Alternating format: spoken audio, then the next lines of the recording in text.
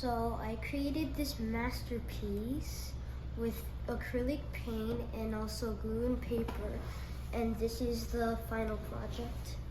Dude, that's awesome. Please describe. What is it?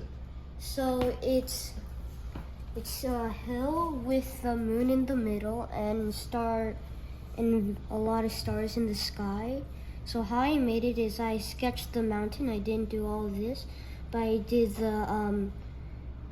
the big dent in it, and then I drew the moon with a spray can, and then I colored the moon, and then I colored the black sky, and then I grabbed a tissue from a tissue box, and then I used gray and black paint to put it on the tissue, and then I crumbled it up, and then I dotted it all around the hill, and then I got the circle stapler thingy, I don't know what it's called, and then I got glue, and then So it's like hole punch, yeah, or hole punch discards. Yeah, hole punch discards, and then I glued it on here, and then I colored over it with a pencil.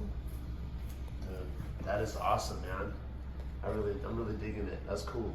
Thank you. All right, brother.